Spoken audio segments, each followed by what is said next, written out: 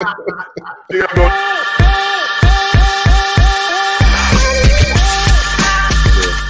I gained 10 pounds eating the red and the green M&Ms, bro. I gained 10 pounds so quick with all that. I'll chop it up today. How you brothers been for the week, man? Oh, we've been good, man. Been good. Good.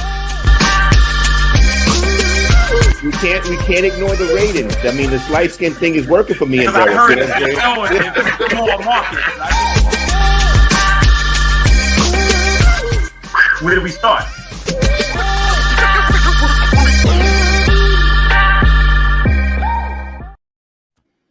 Yo, what's up? Welcome back to Let's Chop It Up. Please follow, like us, and subscribe on YouTube, Twitter, and Facebook. And also comment, and we love to get back to you, the good, the bad, or the ugly comments. So, my brothers, it's been 2 weeks, but we did catch up with each other. But Rod, how was your week, my man? My week was great.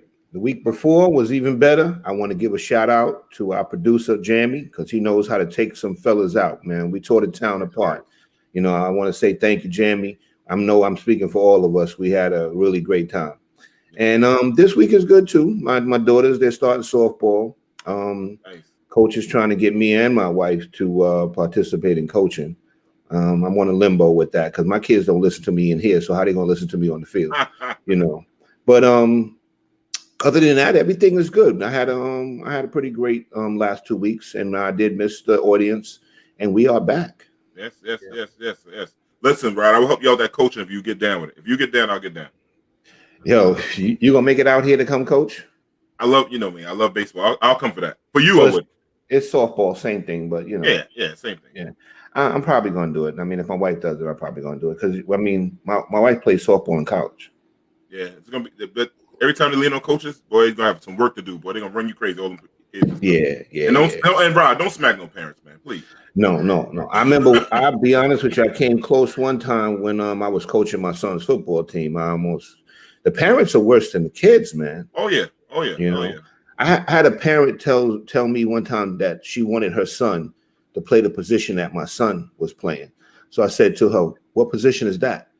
And she goes, the one where your son stands right there in the middle. And I said, I don't know. Which position is that? Because I'm trying to get her to see that she doesn't even know what the position is, but she wants her son to play it. You know, it was unbelievable. And she was very persistent about it. And guess what? Her son did not play the position. He couldn't play the position. He was some too parents slow. got to realize their kids are scrubs. Yeah. That's it. That's like, yeah, my son sucks. Go to violin, Junior. You belong at violin. Yeah. Derik, how was your week, my brother? Hey man, my week was good, and and on that note, I had to come to a conclusion and acceptance that I do not have athletes. I just don't. Somebody got to count the numbers. Somebody got to answer the phone. Somebody got to talk to people. I got those. I got thinkers. I do not have track stars. I don't have athletes. You might have agents. I might have agents. But I don't have athletes. But no, man, my last 2 weeks was good, man. My oldest son, I spent a lot of time with him. Glad that he made it back to base on time and all well. Miss them and whatnot. My other two, fantastic. They started little summer academies that they are in. One's in music, one's in arts, and one's in engineering and STEM classes and such. So that just started. My wife is fantastic. She's as lovely as ever. And I'm just happy to be back. If you're watching this at home, whatever, I'm glad to see you here.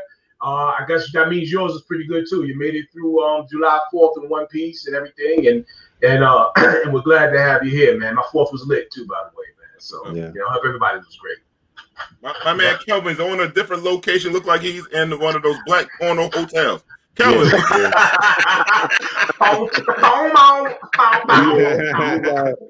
about right. I'm out here. Yo, Kelvin, shake those curtains. I bet you the dust is gonna come off. Yo, you right. I'm out here in Jersey. I'm near Air Force Base, and my nephew just got back from the Middle East, so I'm trying to see him tonight. So I came out to New Jersey, and yo, let me tell you something. When I tell you it's low budget out here, I mean it is low budget. I'm talking about it's bad up here. But yo, I'm just glad to be over here, man. I'm the last couple of weeks have been, as you know, in New York has been blazing. I mean, it's been blazing, like 100-degree heat index. The humidity has been crazy. But I concur with Rod. It's good to be back, and I had a good time with you fellas the other night, hanging out. It was really, really cool. And we had an experience. There's a couple of things I want to say. So first of all, I don't want to say this to everybody. I'm not talking about any group in particular, just people that just happen to live in my neighborhood and be my complexion. I'm going to say this. Stop with the fireworks, really. Yeah. Go read a book, do something else. Stop with the fireworks. We went out the other night. I get home 2 a.m. and I catch the late fireworks show. I don't even know how they be doing it in the rain. Like, it just don't even matter where they get fireworks. And out of all the fireworks they been setting up in New York, the New York City confiscated like 2 fireworks. So like, let me volunteer to get somebody. But yo, it was good. It was good. And it was interesting going out because we had a chance to see some of our sisters in the restaurant where we were at, and it's looking gray out here, y'all. Yeah, it's looking bad out here. It's deeper than gray. The color is deeper than gray. Yeah, it's looking bad. It's looking bad, and I don't know. Y'all don't let the white women take us over on TikTok, because I don't know what happened to the sisters the other night, because we know we was wrong. We just got to do better as a people, okay? We just have to do better. But at Dino, I'm not gonna let the enemy use me. But other than that, everything is good. D, how you feeling? I'm good, man. I had an interesting week, man. My mother tried to fly out to North Carolina to hang out with our family, then lay my uncle Sambo, Jasper, to rest. But listen, American Airlines is the worst airlines. The next to Spirit. It has become the Jamaican restaurant. Spirit is the worst. American Airlines is Jamaican restaurants of airlines. They cancel flights and don't have shit. They don't have no wings. They don't have no tires. They have no flight attendants. They canceled my mother's flight. They had no pilots. Like, the main thing about airline, you must have pilots. They postponed my mother's flight for another day, man. American Airlines is trash. I swear to God. And I can't. Jamie loves catching Spirit. I can't even talk junk about Spirit anymore. American Airlines is the worst airline. Worst. It's got to be. It's got to be next to Spirit Airlines right now. That's what, the fights are on. The fights are on and popping there. So, but we did get to hang out this weekend. Jamie, can you show something? The show that we was hanging out. A little clip of us hanging out.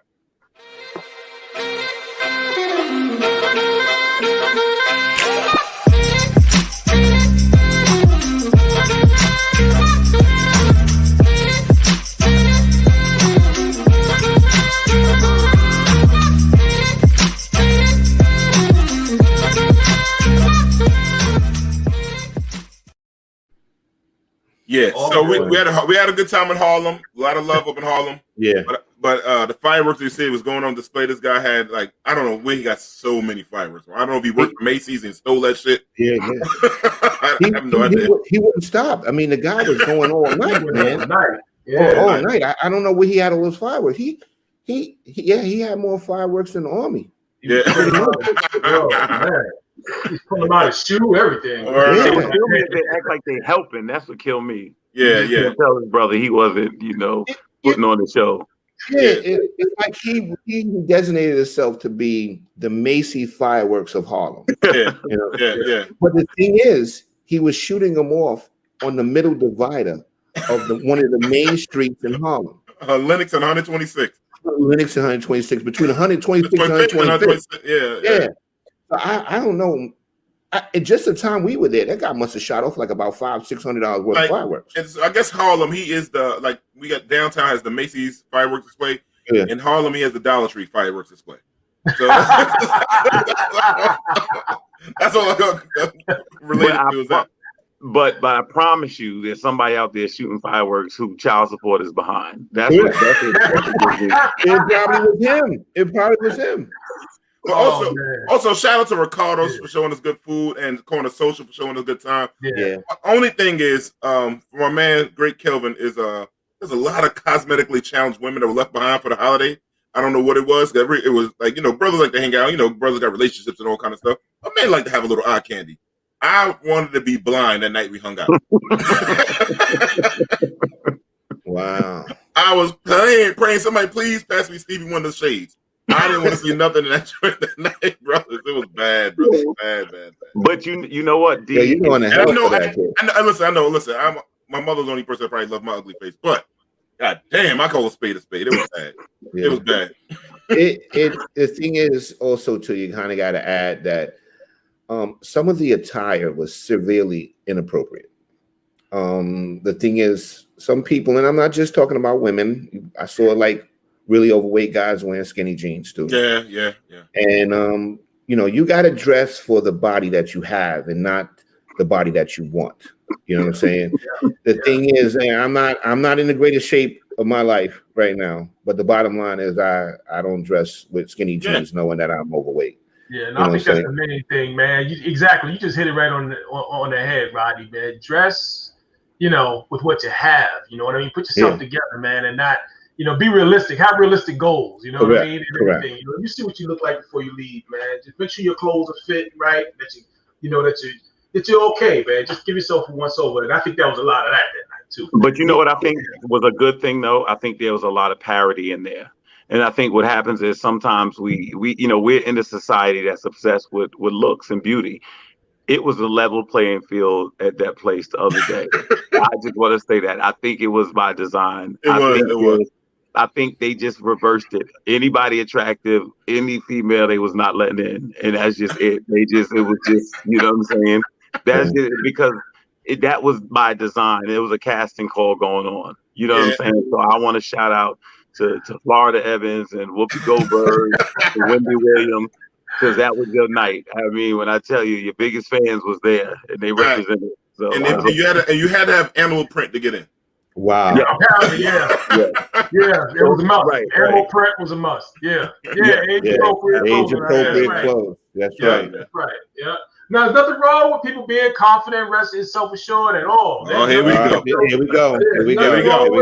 Well, that's not what we were looking at, man. See, this the thing is too. Like some of these people don't realize they're being laughed at. You know what I'm saying? And then people are looking at them, and they're judging them, and they're looking at them because they're just not wearing an outfit that compliments them. You know what I'm saying? And that's pretty much what we're saying. We're not trying to down anybody's self-esteem. And the thing is, some of that stuff we saw. I mean, where's your friends at? Your friends should have been saying, "Girl, you can't wear that." And maybe they're happy wearing it. That's cool. You have your confidence, but don't be mad when guys are not attracted to it. Correct. That's my problem. You can be confident all you want and say, "Why these guys ain't hollering me?" That's not what we like. I really don't think anything is very confident about wearing half clothing and all that type of stuff. You know what I mean? You're middle aged, you got clothing hanging off you, or a little bit, about that much. I don't think there's too much confident about that. I think that if anything, it's the exact opposite. It's almost like you're just going for shock value, or you're just completely covering something up, covering up some sort of insecurity or something. But that's just me. You know what I mean? I don't know. They also need an eyelash patrol. Somebody got told put the eyelashes down. God damn, man. Yeah. Some ladies said their eyelashes were too heavy to the point where they would basically look like they were sleeping.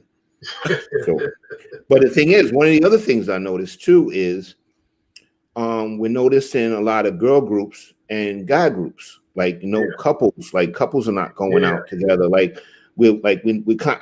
heard something on the news. They said that after COVID, relationships were down and childbirth is down. So that means people are not getting together anymore.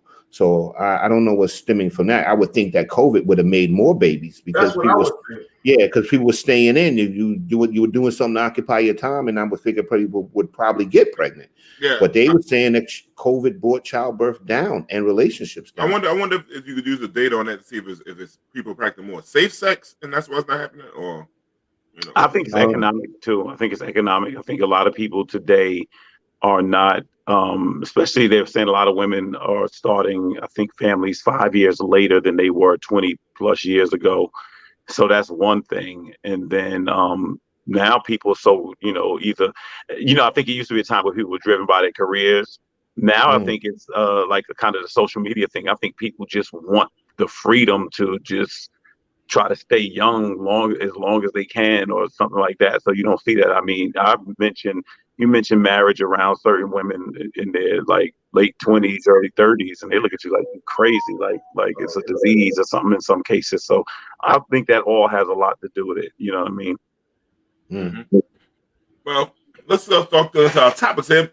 We're gonna start off tonight with some politics. Democratic Cori Bush slams the 4th of July claims that black people still aren't free. Any thoughts, comments? I mean, she's right about that. I mean, you know, you're still oppressed. You're still fighting an uphill battle. You know, it made me think about when Rodney was talking about how some people in our community celebrate St. Patrick's Day, where it has nothing to do with us. And, you know, I thought about that the other day. If the country, you know, unofficially or officially got liberated in 1776, we were still in slavery at that point. And so we were out here keeping me up at night, lighting firecrackers and stuff like that. I'm like, you know, what are we celebrating? You know, we're celebrating the country that was free to keep us oppressed, it seems like. So it seems like a strange irony. So I do agree with her. The only problem is if we took away every celebration regarding, you know, looking at how black people are treated, we wouldn't celebrate anything. We're just in a country where we are just always going to be considered those that have been disenfranchised and oppressed. So, but I understand her point. I think her point is well taken. It wasn't lost on me because this year, out of all years, I thought about it while people out there in the street celebrating. It really wasn't anything for us to celebrate historically. Yeah, correct. Yeah. Go ahead, Ronnie. No, she's just basically saying the 4th of July is about America's freedom. You know what I'm saying? It's not about, you know, which is basically white people's freedom. But they want to celebrate their history, but they don't like when we try to celebrate our history. You know what I'm saying? So, I mean, I kind of agree with her. I think that we still have a lot of oppression that we have to overcome. And there's got to definitely be a lot of changes that we have to make as far as ourselves, as far as understanding that. Yeah, I think we can have July 4th and Juneteenth as a people. You know what I mean? It's just kind of like, I think that on one level, you know, we have to acknowledge that we do live in this country and we have to acknowledge the history of this country with regard to its independence from England, you know. And then, of course, there's the Juneteenth holiday. So I think on one level, I get where she's coming from, but I don't want us to write ourselves out psychologically out of the larger history, you know. Well, see, yeah. That's why I agree with the sister wholeheartedly on it, because you talking about free-ish, right? That's that's the thing with it. When you have stuff in it saying all the people wasn't. So 1776 should just be erased itself, because when you say all the people, who are all the people? Who attended the lands? Who built the country? Like, you got to include all the people. So I can't not celebrate 1776 ever and recognize it when you always going to have to say we the people. It's we. I don't see like I or just this group of people. That's what it was. So I can't rock with it in no way, shape, or form. So that's me. I agree with you. I think you make a salient point. I mean, I understand that. I mean, now traditionally, we've celebrated it historically. In my family, it was always a big holiday. But I think what happens is we have holidays, just basically because it's part of the fabric of the country. It's just, some people don't even look that far into it. People are like, I got a day off, and I'll go out there and celebrate and have a barbecue and a cookout and all that stuff like that because everybody else does it. But yeah, for some reason this year I thought about it more than I've ever thought about it. But yeah. I think maybe that's the Juneteenth effect. Yeah, historically we've tried to simulate, but white folks didn't want us. Yeah, I mean, of course, of course. But I think because of Juneteenth, I think maybe it's caused a reexamination of July 4th in a way that we just haven't looked at in terms of Black people. But we have to acknowledge that if there were no July 4th, there would be no Juneteenth. You know what I mean? So you have to, on some level, you still have to acknowledge that was the day that the Declaration of Independence was signed, and that was the foundation. But then it's a false. It's built on a lie. I can't celebrate things built on a lie. But see, here's the thing. You're talking about, you have to separate the sole premise of it versus what it actually did. You know what I mean? What it actually did was It was the signing of the Declaration of Independence. That's it. That's as far as it goes for me personally. That's as far as it goes. All right, and it starts with that. That's the genesis. All right. Then, in terms of being independence and all people being free and all the fancy words, whatever. We know that was not true. But you still have to start with the signing of the Declaration of Independence, and everything that comes after that stands on that. I don't want us to start writing ourselves out of American history, saying that part didn't include us. We were here during it, all right. We were here after it. We were here before it. You know what I mean? And we were all part of it. We were involved in that part of the history as well. No, we wasn't. But we fought. No, well, listen. You can say Christmas Adams was the first person killed. We died and everything for this country. First, we always bled for this country. We the most patriotic people in this country. Right. So without a doubt. I'm not arguing that. But it's just like I just can't rock with that whole 70s. No, and that's cool. That's cool. Yeah, more barbecue for me. Yeah, I can dig it. I mean, like my man Ever G fucking Tiger said. Yeah. We assimilate, and that's what we did. We all But once you got why, so what was going on? Like I just had to check out from that joint. But moving right along. Oh, you want to say something, Rob? Oh, no, I got nothing. Okay. Moving right on. Was it Christian Cinema who said, "Who the fuck is we?" Thoughts, gentlemen. I like to say fuck. I don't know. Go ahead, thoughts. Again, and it almost feels redundant though, looking at that, people will do everything they can not to step on other people's toes. And if it means that we just get thrown under the bus or walked on, that's just what it means. And so, I don't know why we never have that type of protection or support, to sit there and say, well, we got to make sure that we don't offend the other side of the aisle and, make sure that we can have a civil discourse between party lines, even if that means, sacrificing, Black people or Black agenda or, Black liberties. There's something grossly wrong with that. But you know what it is? It just feels like we always are casualties. We're dispensable, and usually when it comes to this political football, we usually get caught in between. That's what it is. We're like the first bargaining chip that is so easily dismissed, and so that's what I took away from it. And somewhere along the line, I realized that people treat you the way you allow them to treat you, not the way you deserve to be treated. Mm-hmm. And so we've got to recognize that that's it. At a certain point, you just have to say, you know what, that's it. I'm either going to be independent or I'm going to, pool my own resources and make you respect who I am and what I stand for, versus you just using me as some type of pawn. And that's how it feels like we're always on this board, just so dispensable, But I want to clarify a little bit, what was her issue? Like she just made a statement in a speech about who are we?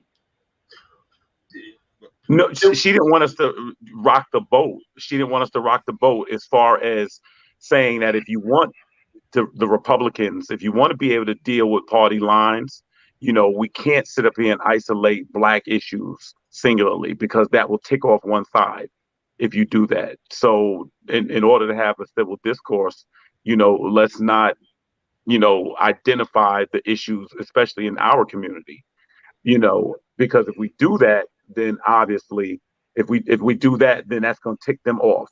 So as a starting point, let's kind of act as if we're okay with everything. This way we can make sure we can go forward with the larger agenda because we're never part of the larger conversation.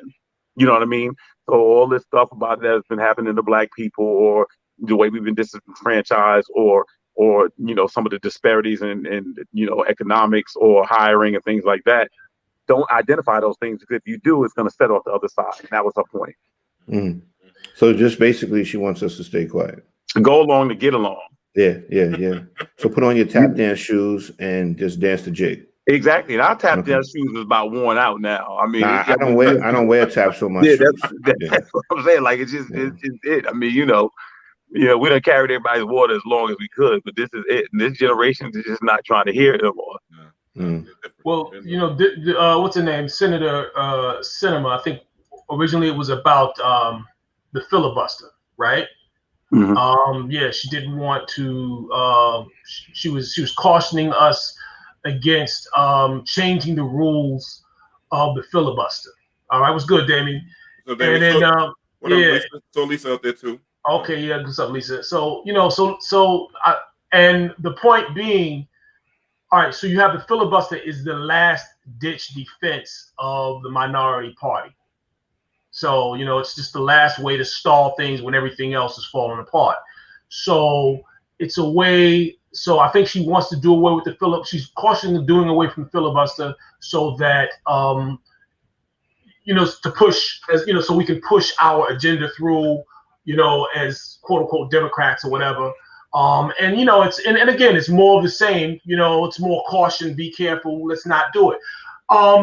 Now, that being said, you have to. She's saying also, be careful what you wish for, be careful what you fight for now, and you might regret it later. Because let's say right now, the Democrats are in power, and the next, and Republicans are minority, and then what happens if that switches, later on? I don't know where I'm at with that. I think I understand. I feel as though the filibuster, certain things, personally, maybe we need to be a little bit cautious. Or we have to, or I don't know. I don't know how it's. To me, it seems almost like if we get rid of the filibuster right now, it's almost like we have to push all our chips in right now. You know what I mean? Because we can't leave any doubt later on. Because if we ever fall out of, if the Democrats, I'm not saying we, I'm just putting myself in, because I'm an independent actually, but I'm putting myself in the eye of a moderate Democrat. If they push it through now, they have to go all in because otherwise, if the Republicans come in later on, it's an issue. So I think that's kind of what I get from it and what I understand about it. I agree that at some point we have to decide. I think at some point we have to decide that something, we have to find out what's worth fighting for. Maybe now is the time to kind of push things. To kind of push all our chips in and go all in and hope for the best.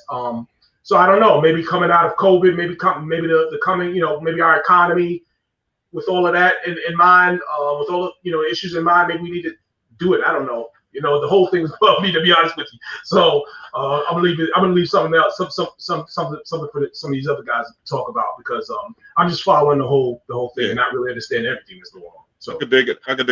Let me move on. I'll move on to Eric Adams. This is big news. He just won the Democratic Party's as mayor to run for mayor for New York against Curtis Sliwa in the November election. Brothers, thoughts? Congratulations. Congratulations. Yeah, he's going to be the mayor. I believe that truly. I think that there will be some changes made. I'm just going to sit back and watch how he deals with issues in the police department. I think pretty much what I'm kind of predicting is there's going to be a lot of battling with him with the police unions. Mm-hmm. I definitely see that. Definitely with Patty Lynch and Ed Mullins, the PBA president and the SBA president. Like I said, I was on a job at the time that he was on a job. I didn't know him personally, but I used to work with his brother. And I'm going to have to say, so far from what I know about Eric Adams is a solid dude. You know what I'm saying? But politics sometimes changes people, so we got to wait and see. But I'm kind of happy to see that he's in a position to get the job and go in there and make some changes. Well, I'll say one thing I'm glad about, and I think it was about a day ago, Cuomo signed some legislation to start trying to get these guns off the street. I think Eric Adams will be hard on crime. I think he is a crime fighter. Also, coming from the city, I think he'll be a lot more fair than we've had. We already just upgraded, because I don't know a person who wouldn't be a better mayor than de Blasio right now. I'm just be honest with you. So I think he's going to do better with that. And then also there's $57 million that's just been allocated to the city for jobs for the youth. Remember, young people couldn't work last summer because of the COVID. So they think that has something to do with the city right now. So we need change. I've been saying this. We need somebody brilliant. And if you're not brilliant, then what you do is surround yourself with brilliant people. And that's what the city really needs right now. We just can't go on the way we've been going. New York is just the thing everybody used to say it's expensive to live here, which it is. High taxes, it's true, but you can't have all that and still have high crime. It's just too much. You know what I mean? And so congratulations to Eric Adams. I'm assuming he's our second black mayor in history behind Dinkins, or he will be. I know I'm putting the cart a little before the horse, but I mean, Democrats outnumber Republicans 9-1 in New York. So, and Curtis Sewell is just, even the Republicans probably not going to back him. I mean, Curtis is just a clown show. I mean, I want to say it's going to play out. They both are friends. They both talk about both. It's funny how you have two people running about they run on the as crime fighters, right? That's kind of strange. Like one was a street, I don't know which one to call Curtis Lee, but a guardian angel, and then former police. It's going to be interesting. They both friends, so it's going to be interesting to see how this whole thing plays out. I don't want to say, like you said, Kelvin, hopefully he'll be the new mayor. We seen Stranger Things 4 years ago. So I'm just saying. As far as his education thing about him not knowing much, he may not, but you got to get a good chancellor, a strong chancellor. Exactly. You don't have to know everything. Do not get a white male bald with glasses, because that's all we ever had. We haven't seen any mayor in the last few years run. Say, I want to see somebody challenge, because Lisa and I worked in schools for years. I haven't seen any mayor in the last 22 years I've been there. Well, the thing is, let's face the fact. Education. No mayor knows everything about every topic, or no politician, period. You know what I'm saying? Surround yourself That's right. Correct. It's all about putting the right people in the right positions. You know, if he gets the right guy, as like you said, the school chancellor or whatever, to come in there and turn things around, then things will change. If he doesn't get the right guy that comes in there and just wants to take the job and get a check, then things won't change. You know, and to be fair, I got to admit, Rod, I didn't want another borough president, but to be fair, he's done a good job with Brooklyn. Yeah. Like I say, I can't say anything negative about Eric Adams, you know, anything off the top of my head. I'm not saying the guy's perfect or anything like that, but I will tell you, I do think he will be tough on crime. He does have a law enforcement background, and despite what people may think, there are certain neighborhoods that have to be policed a little bit tougher than other neighborhoods, because, and I'm not talking about black and white, it's just that certain areas are crime ridden, because I've worked in them. And the thing is, when you see your own people killing each other like that, you realize that something has to be done. There's too many guns in certain neighborhoods. Yeah, I'm a Long Island guy. Don't necessarily have, dog in the fight, but in as much as that we do follow New York City politics, because it seems like if whatever happens in New York, if they catch a cold in New York, we catch it out here in Long Island the next week. But I'm hearing a lot of pushback on him with regard to gentrification and almost like redlining or something. Are you hearing any? What do you guys think about that? What are you hearing about that? Well, that's a lot of. I don't want to mention some of the other politicians I will mention in Brooklyn, but one of them's very tall, and he let his neighborhood go under with gentrification. I mean, the same person didn't even want to put his own child in one of the schools I was working in, and rather send his kid to another school, he would have just put his own child in that school. What kind of publicity he would have bought? What kind of energy behind that? I'm not gonna mention this tall politician's name. Very tall. But I'm just saying though, when it comes to that kind of thing, I've been in several rooms with a lot of these guys, and they like Rodney said, when you become a politician, it's a different ball game, man. It's a different ball game. Even if you'd use what's the sister name that was running against with the Locks? What's the sister name? Maya. Look, Maya was privileged. She had her own police department with her husband. I mean, and I'm hoping he can use her somewhere, maybe in his administration. Everybody, all those people have some kind of privilege they use. So I don't know when people say that. Like, this is anyone politicians don't. I'm gonna open up something on this thing, not to get off the topic, but I'm gonna release something on this show just to put it out there. I have a strange feeling that when Eric Adams becomes the mayor, I think we're going to see our first black female police commissioner. You think so? I think so.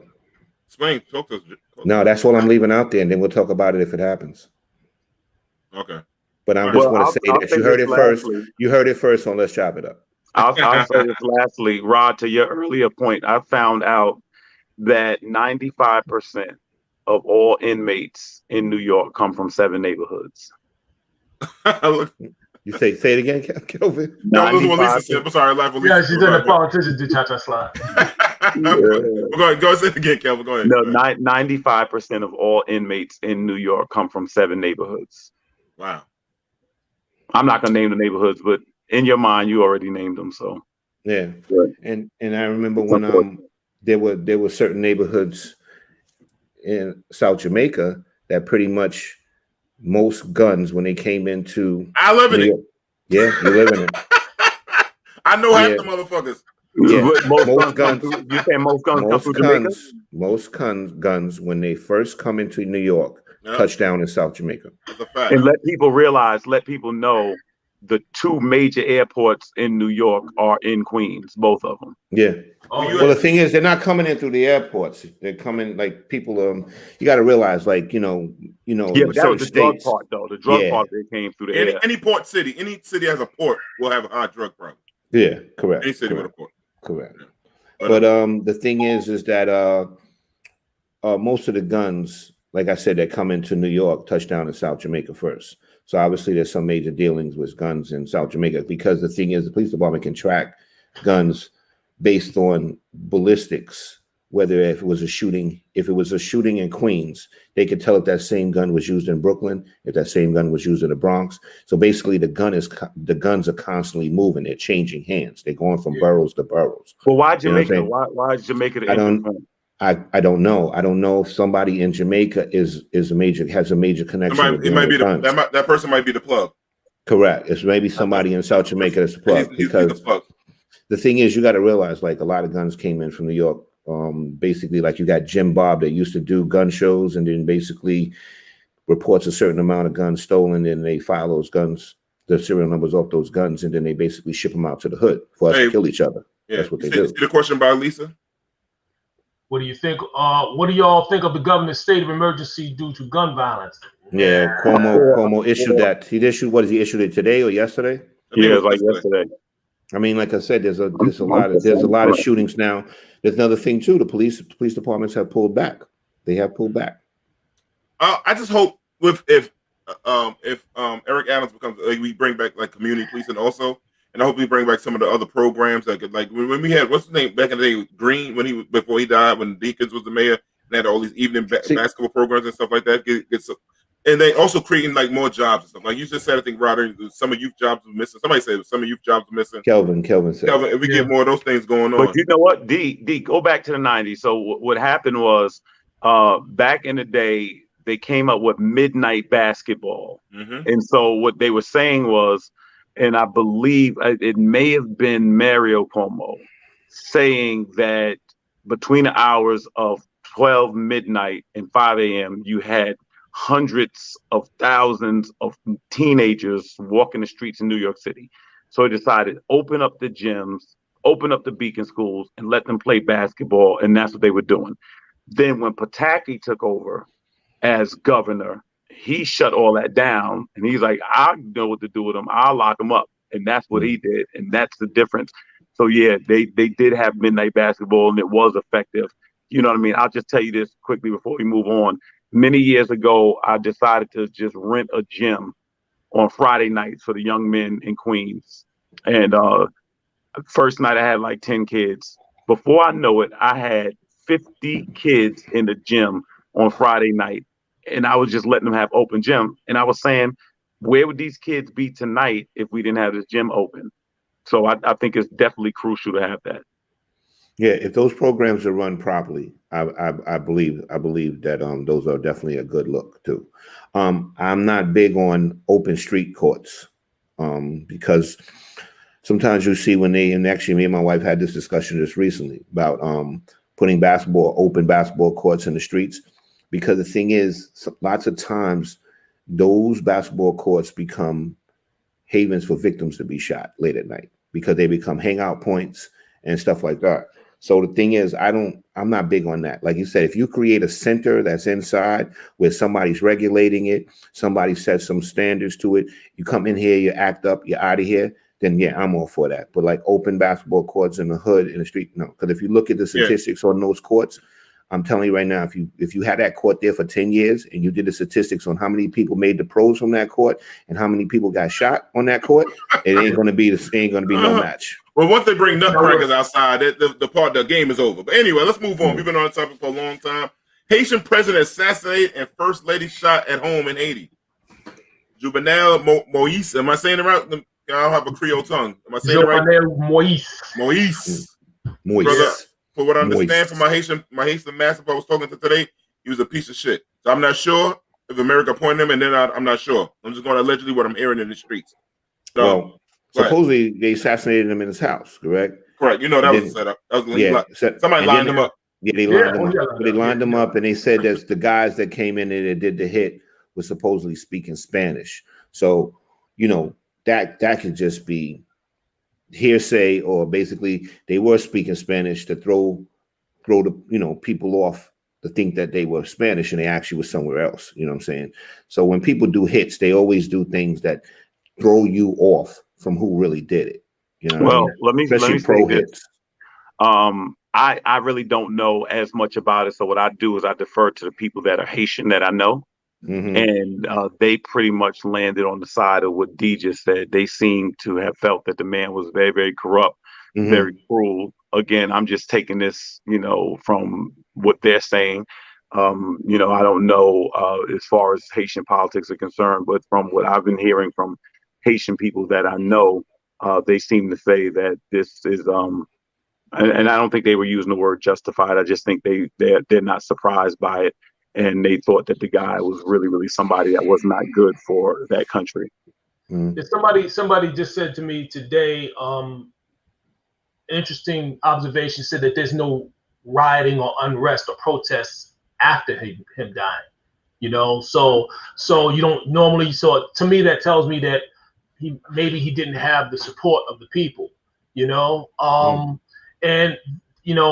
And apparently there's some sort of video originally saying that they were DEA agents, like the hitmen were originally identifying themselves as DEA agents, and there was some sort of operation going on. But since then, I guess the ambassador has said that he thinks that they're mercenaries and it's a professional job. So my Haitian friend said the same. Should have been going a long time ago. Okay, so we're hearing a lot about that. And a lot of Haitians do speak Spanish. Yeah. Well, like I said, that could be making you think that it was Haiti people and it could have been somewhere else. I'm just not trying to speculate anything, but I'm just saying that they do certain things to throw people off. Because technically, you come in here to do a hit, you ain't supposed to say nothing. You're just supposed to just do it. Yeah. Maybe they're trying to communicate. Who knows? Yeah. Maybe the security is saying they spoke Spanish because the security's getting paid off too. Correct. There's a lot of shit on that. There's a lot of things. There's a lot of angles you can look at it. But supposedly they shot his wife too. I don't know if his wife is deceased or not, but I heard the wife was shot too. Now apparently he was supposed to step down in February, is what I'm hearing, and he was trying to basically consolidate power, and I think he was not complying. I'm not really sure. I think he was on some Black Trump shit. Yes, so maybe that was it. I think maybe they shut him down for that. But I'll leave that to my Haitian friends. They know better than I do. Speaking of Donald Trump, he says Herschel Walker will run for Georgia Senate seat in 2022. That damn wild animal. I ain't gonna say. You know what I'm gonna call him. It starts with a C. The nocturnal beast he is. The thing is, me, I always say when Trump gets people to do something or he wants people in a certain place, it's because he has something on them. You remember Herschel Walker used to play for Trump when he owned the New Jersey Generals. I think it was for the what was that league? USFL. Yeah, USFL. Yeah. Trump used to own the New Jersey Generals, and then Herschel Walker played for him for I think 1 or 2 seasons. Then it went out of the league, or whatever. So I don't know. Maybe Herschel was hanging around with Trump. Trump got him on something. I don't know. Make him do because he be too far up Trump's ass for me. Oh yeah. Me the same. Yeah, Herschel. He was on The Apprentice, man, and I have to admit, I lost a lot of respect for Herschel Walker, and a lot of black people did. Yeah, I mean, I'm not lost respect for him. I respect the fact that people have different, positions, but I mean, man, for you to act as if everybody that's been oppressed is just because they don't want to work hard and things like that. I mean, come on, man. I mean, Herschel, you got to do better than that, really. Yeah. And then got the nerve to be all country sounding and stuff like that. And I'm saying the funny thing is, how they look at you. That's what makes me. Absolutely. Correct. Yeah. And let's be honest. If Herschel Walker couldn't play football, where would Herschel Walker be? He's just $1 million nigga. You don't know where he would be. Probably could be a janitor somewhere. That's what he look at. Read the book, $1 Million Nigga. That's him. He was gifted with a talent. You said he looked like a dark-skinned Silver Surfer. Look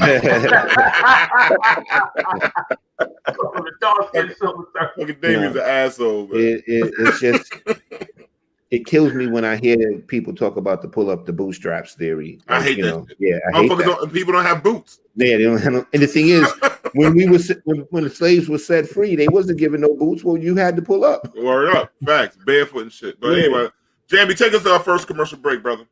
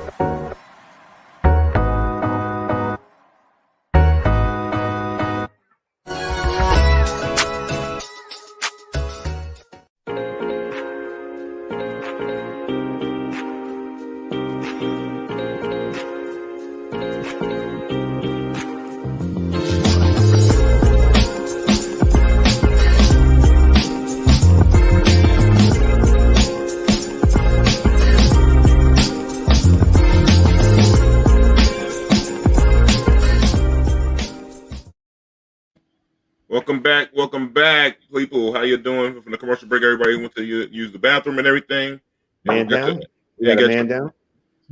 Oh, Kelvin. Okay, he fell off. Hope they didn't get him from what we just said about Donald Trump shit. Because he out in New Jersey and whatnot too, right? But okay, I lost my thing. The phone got stuff. Okay, Delaware State becomes the first historical black college to acquire another school with takeover of Wesley College. First historical black college to take over a white college out there in Delaware, in Dover, Delaware. Thoughts, gentlemen? Yeah, it was liberal arts college they took over, right? Yes, sir. Yes, sir. Yeah, I think it's a good look. I mean, they're going to be able to expand their campus. They're going to be able to get more students up in there. I mean, I definitely think it's a great look. That's just my opinion on it. Yeah, I think they said that they will be expanded. I think 10,000 more students or something like that. Yeah, probably about like 10. Yeah.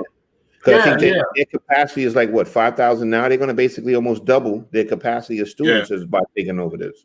Serve more deserving students and young minds and everything. So definitely, and you can get a fantastic education there at HBCU. You know what I mean? So that's what HBCUs need. They need bigger campuses. They need more spaces to attract certain people. More students, actually in some cases even athletes as well. If they can get bigger campus and they can have bigger gyms to be able to showcase a lot of more athletes. I definitely I'm in support of them definitely doing that. But do you think it might be a trend? We might be seeing a trend if it's successful between like maybe HBCUs, maybe even consolidating, one HBCU consolidating with another perhaps, because now that we have, the online education, it's completely possible. That the two schools might, I don't know, coexist or something like, or you may be able to get a education which between two schools would join to become one. So I don't know. Well, the thing is, it's all about distance too. You can't have schools in totally different states and then you're combining them in, to be one school. You know what I'm saying? But it's state funding. It's a lot of state funding. All right, so it have to be in state. Yeah, exactly. Yeah. So yeah. But I think it's a good look. Definitely a good look. Oh, that black and dope T-shirt is dope. Yeah. And speaking of historical black colleges, the man that used to give a lot of money to historical black colleges, Bill Cosby, was released from prison after a PA Supreme Court overturned his sexual assault conviction. Thoughts, gentlemen? Listen, I think I agree that it was a travesty that it happened in the first place. That he was arrested and put in jail on that basis. You know, basically, it's from what I gather, my, of course, non-professional opinion. It seemed as though it was a case of maybe even double jeopardy or something like that. You know, where I think originally he came up with I think we all know by now. Originally, he came up with the deal, and that because of the previous deal, he was able. He should never have been tried. You know. And I don't think we need to go down the rabbit hole of whether or not he did it or how much culpability or whatever you want to call it, he had, and just deal with his innocence, because I think it's something greater is lost if we decide that we're going to just throw out the rule of law and just prosecute the guy and throw him away, So, those legal agreements have to mean something, and we have to let that stand by, so not succumb to mob rule, so to speak. Yeah. Well, I don't think Bill Cosby should be in jail right now because of the deal that was made. For people that don't know, basically, Mr. Cosby agreed to doing a deposition and basically admitted that he was guilty of, he didn't admit he was guilty. He made statements that led to his guilt of that he was drugging women. And by getting him to do that deposition, it gave him the ability not to be prosecuted. Right. So there was going to be no consequences for it as long as he was telling the truth. Right. That was with one district attorney, and then another district attorney came in and used the deposition against Bill Cosby and prosecuted him for it. So basically, the deal was broken. Mr. Cosby didn't lie, so then Mr. Cosby shouldn't went to jail. Now, pretty much, what's our friend's name, D? That the pedophile that killed himself in jail. Epstein. Epstein did it. Right. Okay, I shouldn't have said he was our friend. I was saying my friend, because people know I know a lot of weird characters. I do not know Jeffrey Epstein. Our friend. Well, you know what I meant when I said, because we was having this conversation scared, man. I was like, yo, some shit happened a long time ago or something. Like, whoa, what you doing there, man? Nah, Epstein basically had the same deal in Florida. Basically, he went in and he did a deposition confessing to it. He didn't do any time. And the reason why he was reconvicted is because he continued to do it after that.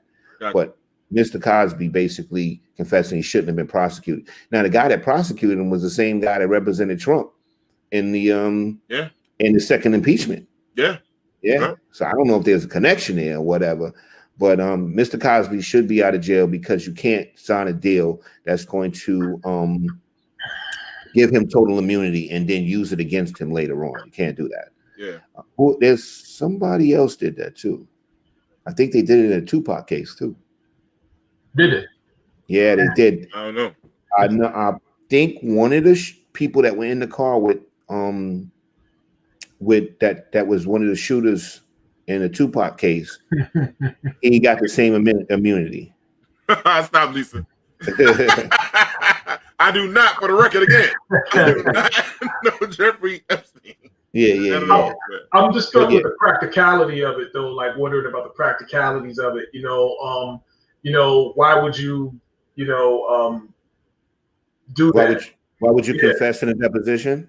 Yeah, because it would make the case go away, and then the victims would only be able to sue him civilly. That's it. Yeah. He admitted that he gave drugs and all that kind of correct. Stuff. Right. So you take the legal part off the table. The jail time is off the table, but the civil case is not off the table. Which is potentially more expensive anyway, because now instead of fighting it could be actually cheaper because you got to look at this. This is Bill Cosby. Bill Cosby. I mean, it's cheaper because then he could just go and he could just settle out for the right. So for $8 million versus settle with the victims and then go on and it's over. Yeah. Whatever it would cost him, he would have spent whatever just to stay out of jail. Right. Just to stay out of jail. Correct. Right. I mean, Bill Cosby's not a young guy. He can't do a lot of time. But they got Bill Cosby for 2 years, which he shouldn't have really did none based on the deal. You know what I mean? But that's what they did. Only thing I want to say, I'm going to the Bill Cosby party because that shit gonna be lit. It's gonna be lit. That shit All I gotta say is don't take any drinks there, and don't eat the pudding pop. But this week we heard Mark Lamont Hill and Joe Judge Brown spar off about Bill Cosby. Any thoughts on that? There we go.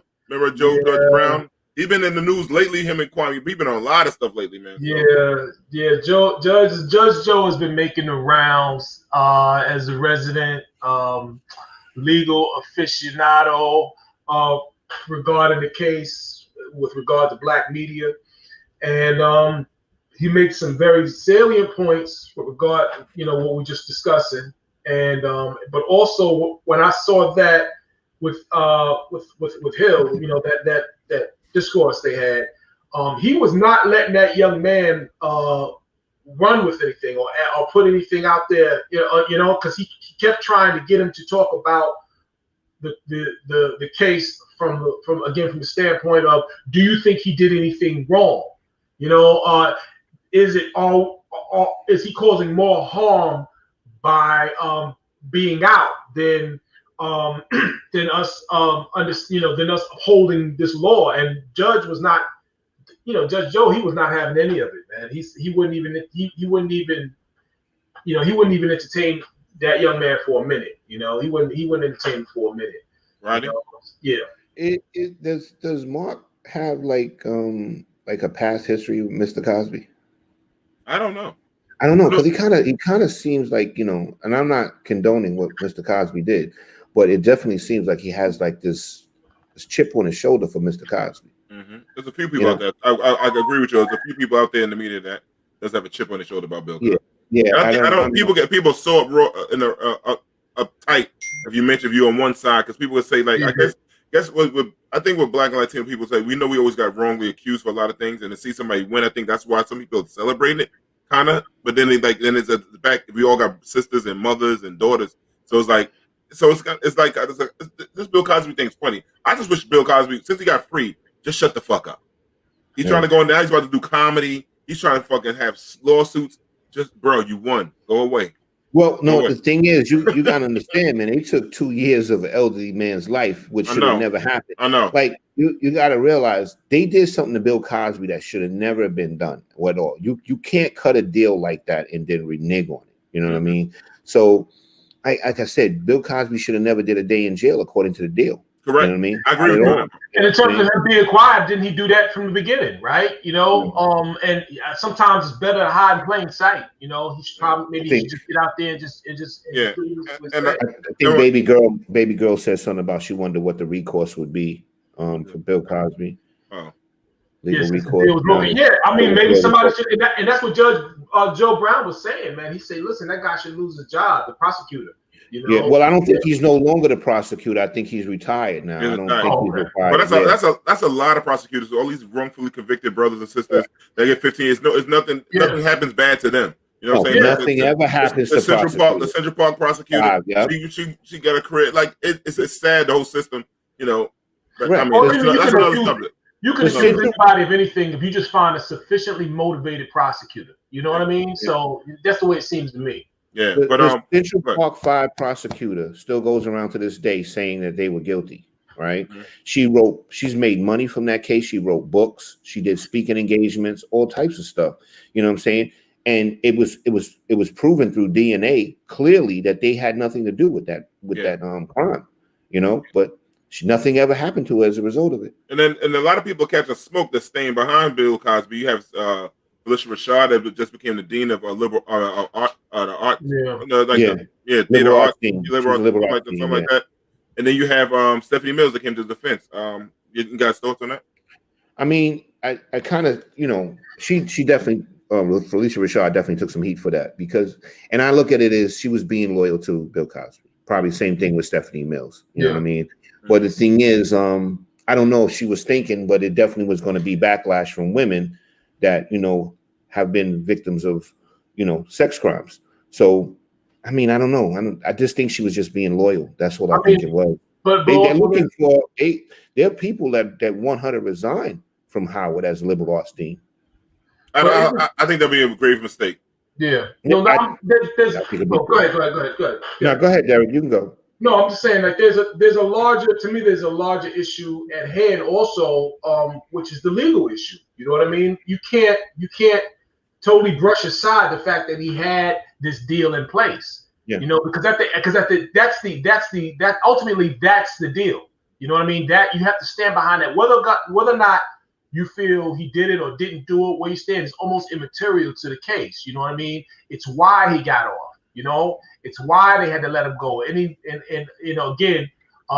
back to Judge Brown, he was saying every single legal scholar with the salt would have told you and could have told you that this was going to happen, that he was going to be released. You know what I mean? So it's kind of like, so the people who are jumping on this bandwagon, they're literally trying to go against what, the law says and what was already put in place. And how do we, and how many black people do we know who've been on, or have we heard of at least, have been on the bad side of, of a foul? Yeah, and that's my thing with people in the community. Like, we all have family members or friends we know that come home from jail that they wrong for somebody else, but we ride with them.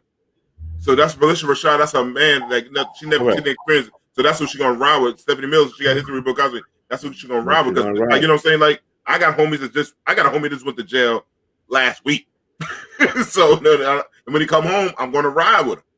So yeah. I understand when people are upset, but you got to understand where they're coming from, because this is the love they have. That's their family member, basically.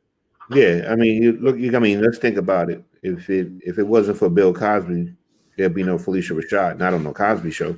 No, not to that level. No, she would have been all right, but not to that level. Yeah, not to that level. Not to that level. So, and the thing is, the thing I said, I just want to touch on this real quick before we move on, D. Mm-hmm. Like, people feel that she's ignoring the fact that basically he confessed in a deposition, and then basically she made a statement about a wrong was now righted because he's out of jail. You know what I'm saying? Because he shouldn't have been in the first place based on a deal. Right. So correct. So you got to look at it from two standpoints. Mm-hmm. Women are looking at it and say, "Oh, she's being inconsiderate to the victims, his victims or whatever." But I kind of took it to, like I said, she's being loyal to Bill Cosby, and also to knowing that he shouldn't have been in jail in the first place based on a deal. Yeah. No, that's what. Regardless of how you feel about it, he should have never been in jail. Exactly, Rodney. That's the law. And that's the law, and that's the cover that we have to at least give that sister. You know what I mean? But what's the funny thing is, only a black man could have made that deal and then still went to jail, because everybody else that was white in history that made that deal, they didn't do a day in jail after they made those deals. That's a big fact. So let's move on, y'all.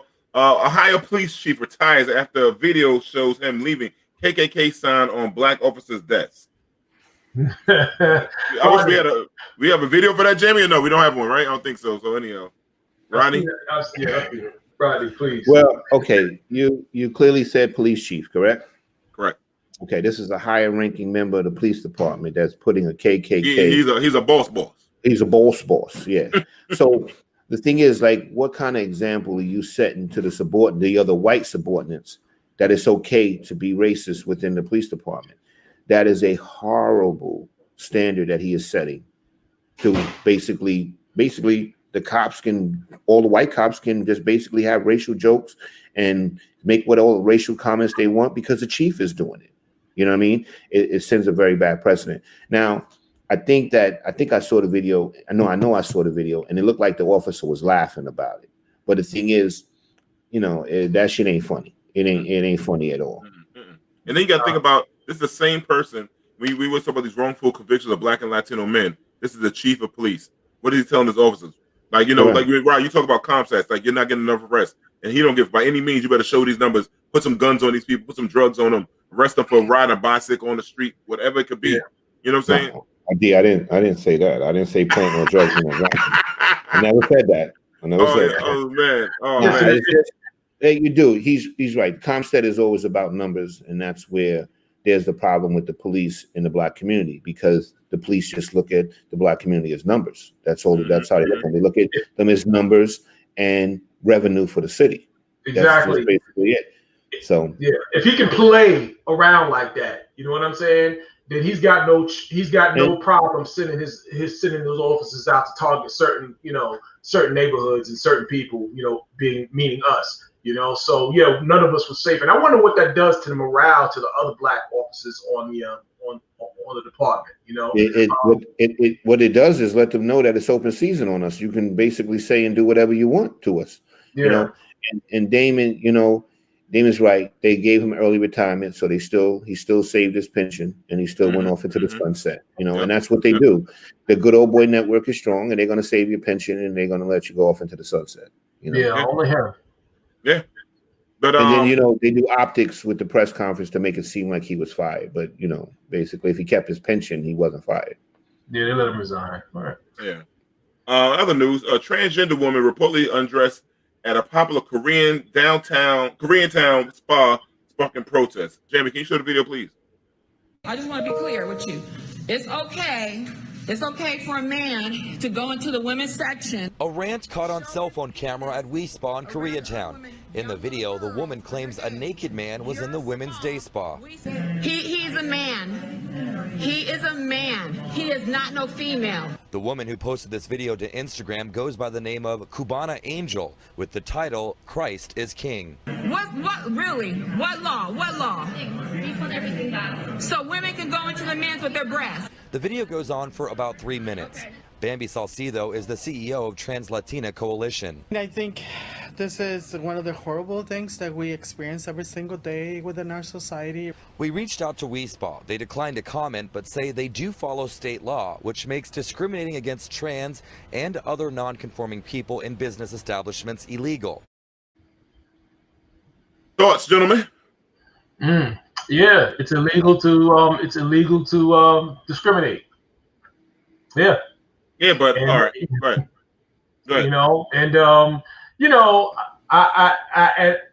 I get it. Women are allowed, in my mind, you need to be able to feel comfortable in a space like that. You should not have to be subjected to a biological man walking around with things slinging all over the place.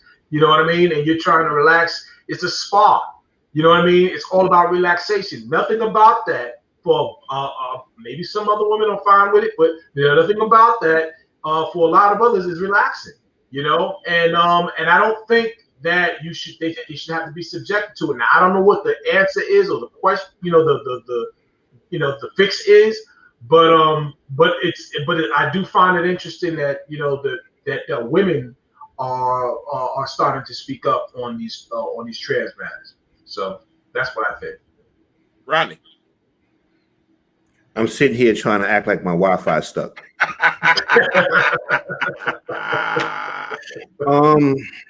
I don't even know what to say about that.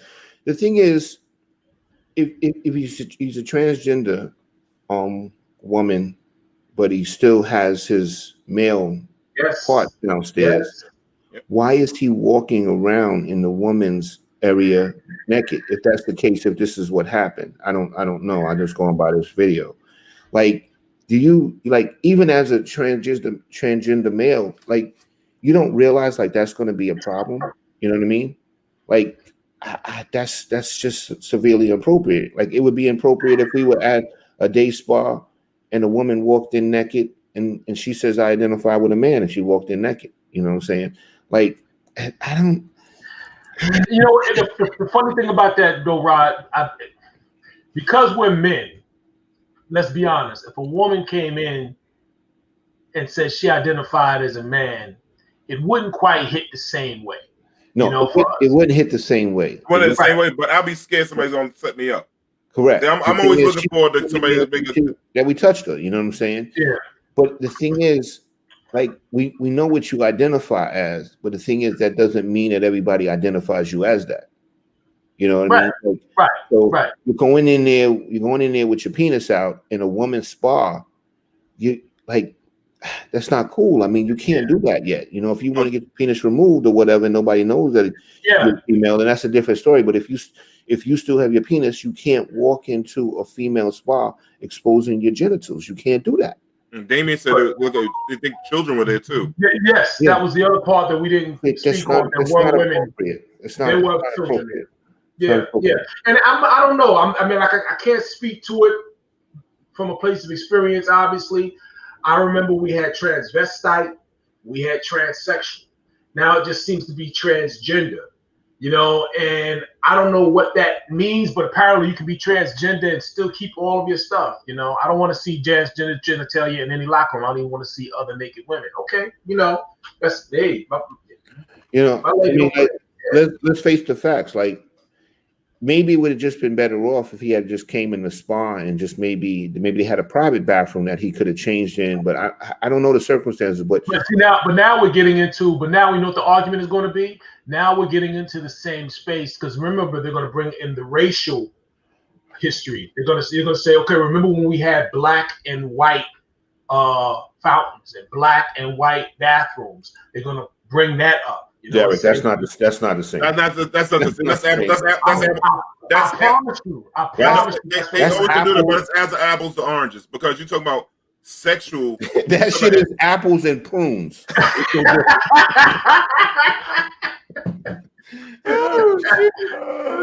about to say that. The thing is, you can't take your genitals out in a woman's locker room with women walking around and think that it's going to be okay. It's not going to be okay.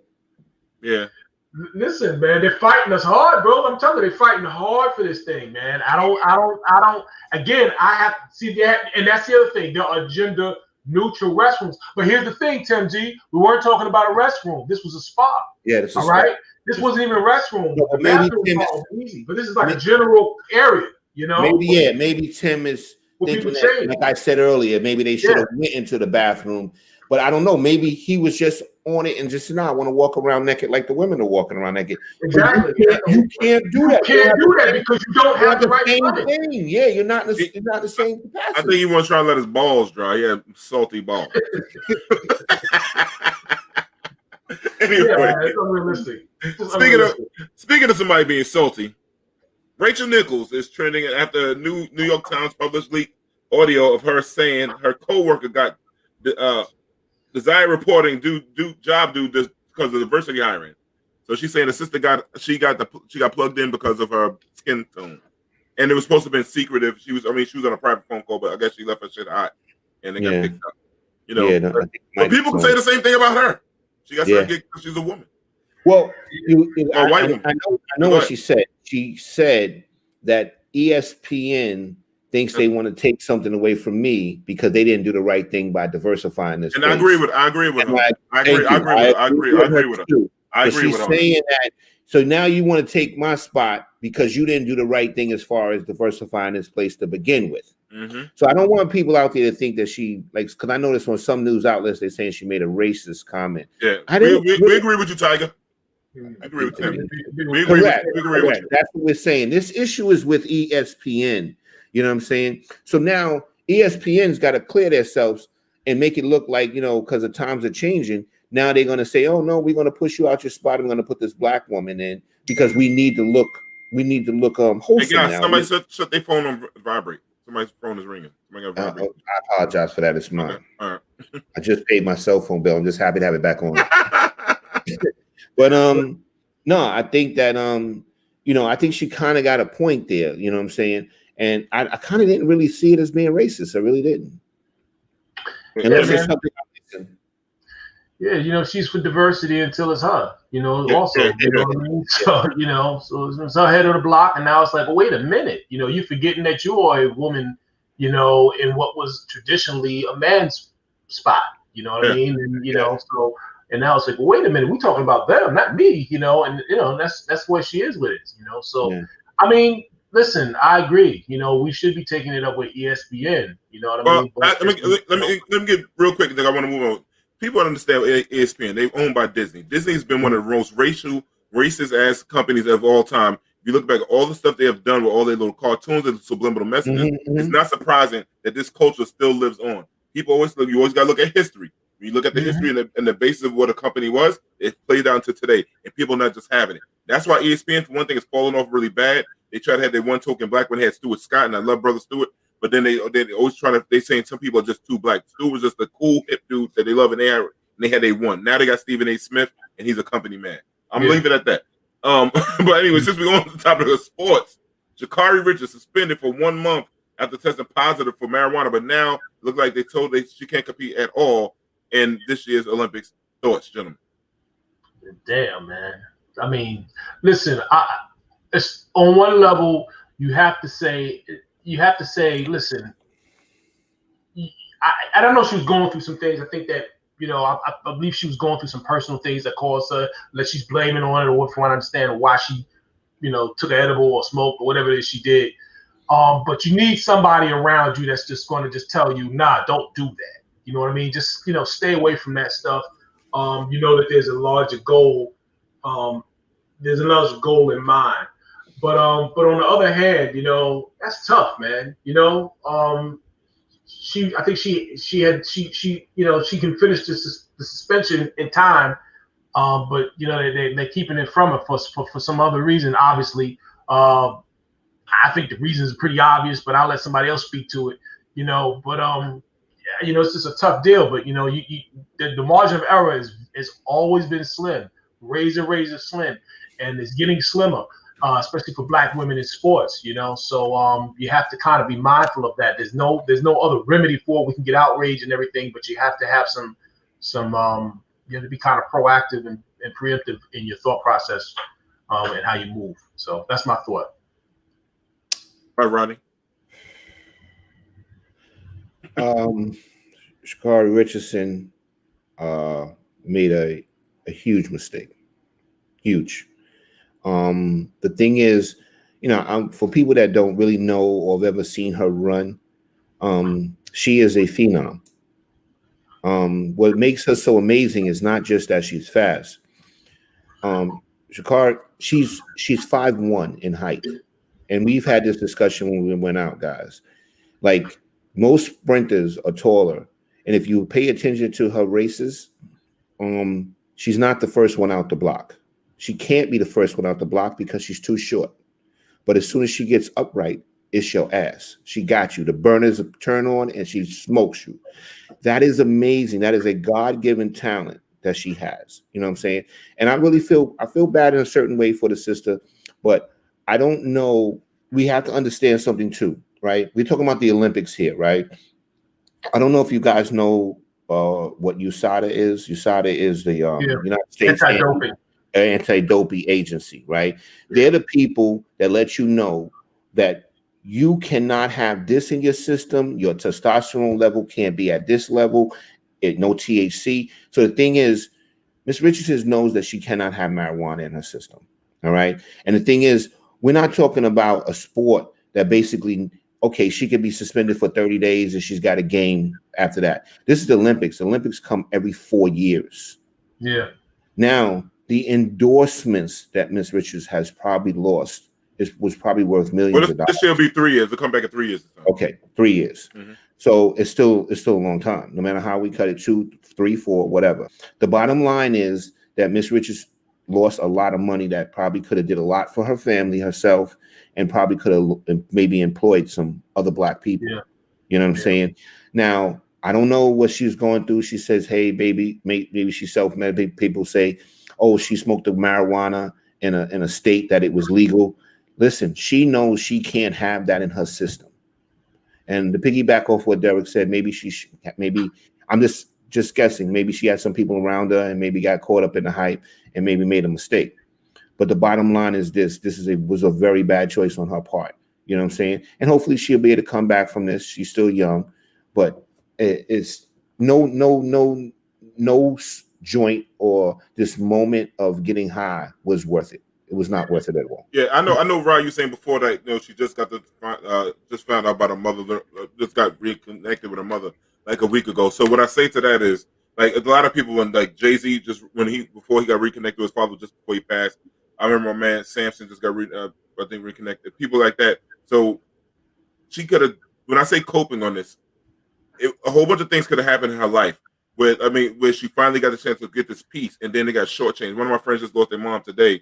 And they was just trying to reconcile their relationship, and it's really messing with their head because they didn't have the chance to get that piece. So maybe she did turn to the weed for that. Now, however, the other thing is they let a testosterone-driven transgender man, not getting against transgender people, but I think Norway Ice is going to compete in the women's weightlifting. But this sister cannot compete because she smokes some marijuana. Right. Yeah. Right. And I understand that. And like we said that day, we know what the game is. We know how if they get us, it's going to be much harder. So the thing is, you don't give it to them. Don't give it to them over no weed. She needed the big homie. She needed a big homie to she needed a big homie and say, hey, listen, you can't do this. You can't hang with this one. You can't hang with that one. Your future looks amazingly bright. You know, I don't know. I'm just guessing. It's a possibility. We could have had a sister on a Wheaties box that ran track for could have happened. Could have happened. All she had to do was win the relay and whatever. Now she's not going to be able to do any of that. Yeah. Like I said, whatever she was going through, that wasn't going to fix her problems. It was going to still be there when she came down off that high or whatever. It's just a temporary fix. You know what I'm saying? Now the thing is, people always say, you know, like you were saying, Dave, she's dealing with trauma. Look at the trauma she's going to deal with now. That is worse. You gotta think about all that money. It's more trauma now she's created as a result of making it. And Tiger, you're right. It's a lot of BS. Like the swim cap, black women trying to get a swim cap. They try to ban us for a whole bunch of stuff. Like that's why I tell people tomorrow, black people are always going to be conflicted because you're American, you're black. To me, I'm always seeing in my eyes of black. Anybody with melanated skin, I'm rooting for that country. I'm not going to lie to you. So I want Team Jamaica to smoke everybody out there. You know what I'm saying? I want any Latino country, knock them out. I really do because I was like, it's conflicted because I can't root for a country that's never been good to us. I cannot do it. It's really hard for me to do that. So anytime anybody with melanated skin across this world, I'm going for. So that's why I hope Team Jamaica, and they the hardest competition we're gonna have out there. Hope they smoke them in everything. Track and field, Hope they smoke them in everything moving. Where Wagwan. She's supposed to be the face of the U.S. team, man. And she was going to be the next big thing. She's gonna be FloJo. She's FloJo. She was going to be the new modern day FloJo.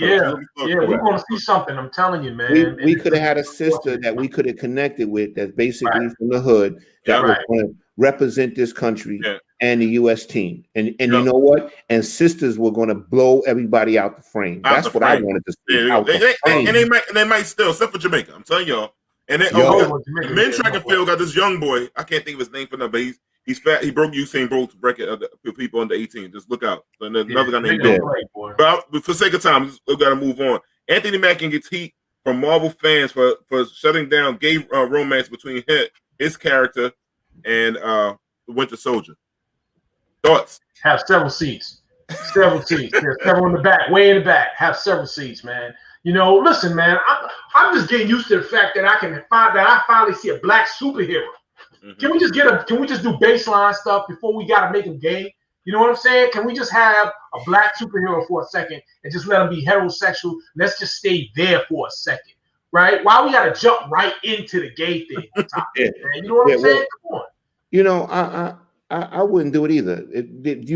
Why do I got to be a gay superhero? You're right, Derek. Like, why can't I be straight? Why do they always got to do that? And I stand for Mackie. If he don't want to do it, why should he have to do it? You know what I'm saying? He don't feel comfortable doing it. Why should he have to do it? My thing is, why they never ask the other white characters to do it? Yeah. Why they never ask Thor?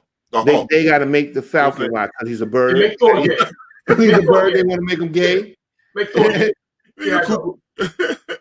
But I just like, to me, it's always trying to get rid of black masculinity. I don't understand why such an attack on Hollywood on that part. And I'm not getting into any gay characters. All gay Marvel characters. One of my homeboys, I think he might even draw one of the Marvel gay characters.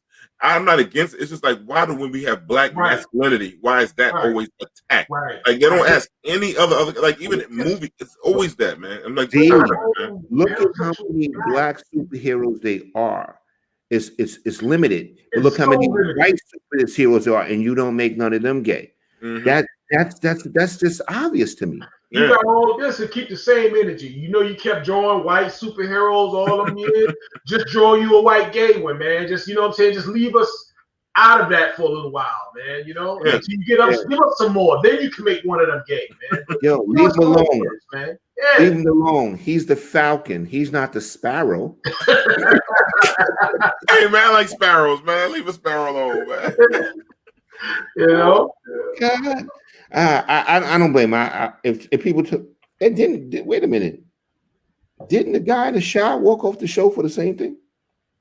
Yeah, I mean, look, Dave Chappelle did the same thing.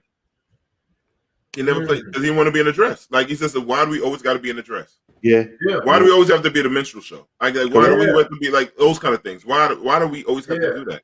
And no shade against anybody gay or no shade at all. Like that. No shade. We got our own struggle. That's their struggle. We got our struggle that we still have to tend to. Correct. You know what I mean? Yeah. Mackie don't identify with being gay, and there's nothing wrong with that. He don't identify with it. He don't want to do it. Nothing wrong with it. Nothing wrong with it. You know? And people think and the thing is, he also has to sell himself as being a sex symbol for women. Let's keep it a buck. Correct. That's what his career's going to rock because women love Anthony Mackie, right? Correct. You know, he does this shuts his career. Like, yo, he that's a whole demographic. Like, yo, I don't see you the same no more. Correct. So he'll protect his career. You about to fuck up his brand. You're gonna fuck up his brand. He got to protect his brand. Yeah, he nipped it in the bud. You know, he just nipped it in the bud early. But see, from what I'm saying, like, you know, with the gay thing, man, on one level I understand because they're so thirsty to see their own images. You know what I mean? Reflected. So I could get where they could kind of get excited and kind of inject things into it that maybe aren't there. You know, hope. But come on, man, it's too much friction on that right now, you know. So that's just my thought on it. And I see that he definitely, reflected the same thought process, man, that all of us have, or not all of us, but most of us have to see. Speaking of black men, Carrie Hilson says she wants a black soulmate. Twitter responds. Thoughts on that? That's good. I know she had some problems before. Welcome back. So no, I mean, and it's good, so you can a person can get smart later on and get it together, and maybe she's getting herself together. Yeah, because she was messing up during this whole 2020 thing. She was saying some off-brand shit. I was like, whoa, sis, where you going with this one? But she said at least she wanna build a family with a black man. I'm not mad at that. Like, keep the generational wealth going and everything like that. Yeah, absolutely. She said some real good stuff, man. Which I definitely applaud. You know what I mean? So, yeah, absolutely. Yeah, she was on some all lives. She was on some all lives matter type of shit. Yeah. I mean, she was talking up on it. She was still, code signaling or whatever you want to call it. Trying to get put on. I understand that. But I think after a while you wake up and you realize that it's not getting you nowhere. You might as well be you, be free, be who you are. And hopefully this is what she is. Yeah, and I think people that responded, like when somebody says that. Like every time we mention black, it's just like this outroar. Like, TikTok, they ban when you say certain things black, they put codes up and all these other things. Like we say anything black, they try to ban you. I mean, I think I'm on Facebook jail again. I think so. I think so. I said something against the Ku Klux Klan. I can't respond to certain people's things and stuff like that. So, but it's like, why do every time we got to say something, we always get? So this sister said, I want a black man. I want somebody to look just like me. Yeah. Revolutionary. Yeah, what is that? Amazing, right?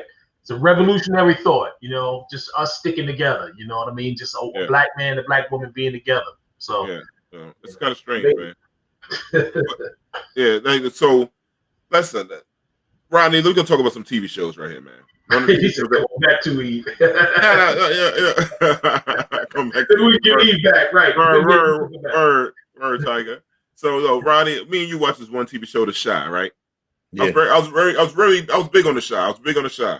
But you woke my eyes up to something which I didn't see. I saw it, but I didn't see it.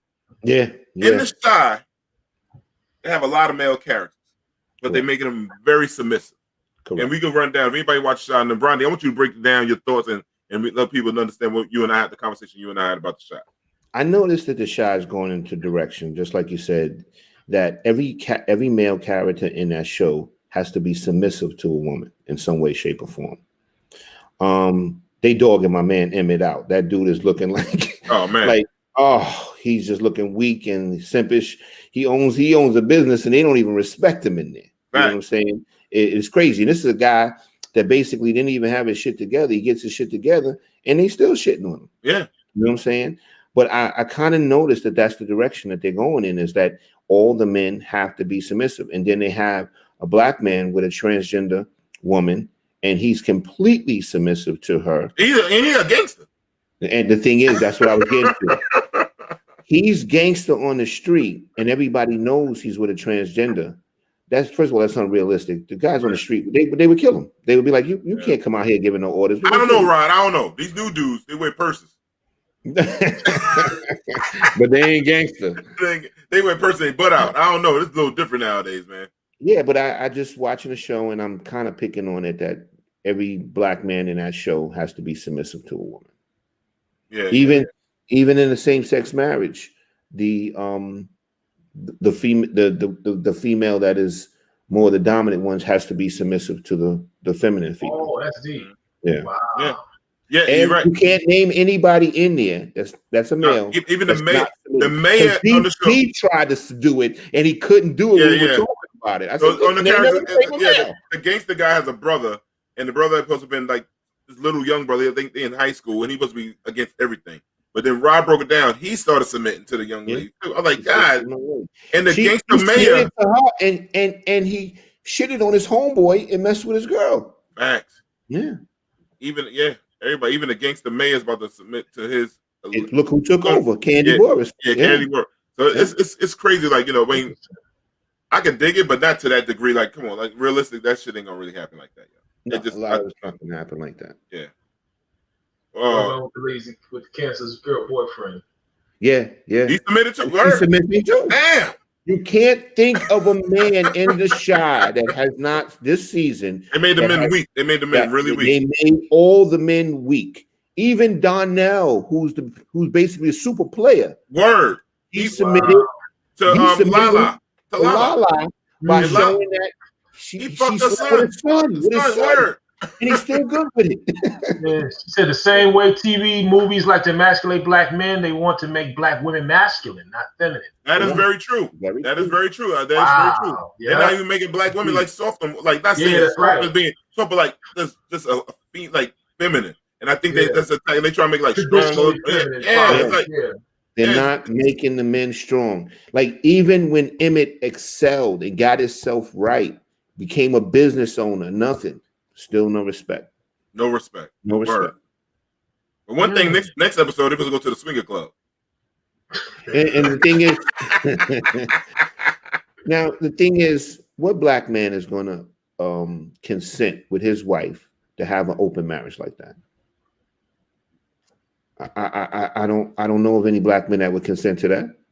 I mean, it's some out there because we had the poly people out there. Well, they already was in it. They already agreed to it. But that's not the way they're married. Most of those poly people, that relationship started off. They already knew what they were getting into. Correct. You know what I'm saying?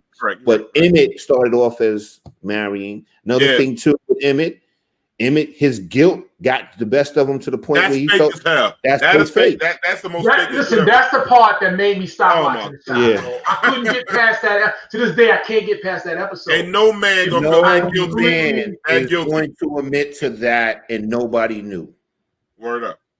Because once he was good with his father with it, there was no need to even speak on it. He wasn't even married to the girl when he slept with her. Fact. Yeah, she's around his girl, and he slept with her, but he wasn't continuing to sleep with her. And this girl told him who she having sex with. Yeah, that's right.